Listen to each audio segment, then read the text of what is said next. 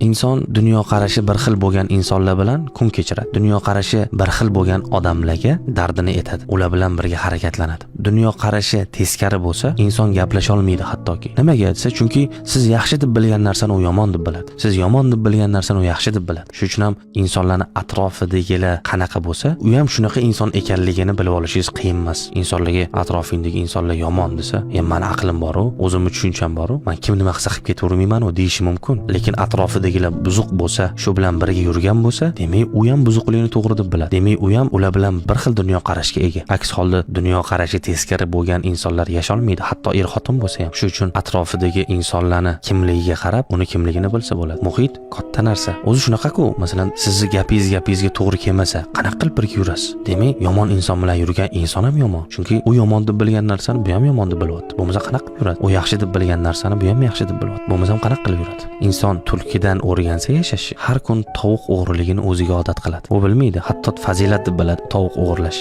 Chunki yashashi tulkidan o'rgangan. Tulki hamrohlik qilgan unga. Shuning uchun ham inson atrofidagi insonlarni kim bo'lishiga qarab, u shunaqa desangiz hech mubolag'a bo'lmaydi. Hatto u o'zi tan olmasa ham, o'zini o'zi oppoq deb bilsa ham. Chunki 4 ta yomonni 5-inchisi bo'lib o'tirsangiz, ana yomonlar o'tiribdi deydi. Bittasi yaxshi demaydi hech qachon. Demak, insonning dunyoqarashi atrofidagi insonlarning dunyoqarashi bilan bir xil. Aks holda u bilan yurmasdi, u bilan muloqot qilmasdi, u bilan gapiga to'g'ri kelmasdi. O'shaning uchun xalqimiz bejizga qozonga yaqin yursang, qorasi yuqadi demaydi.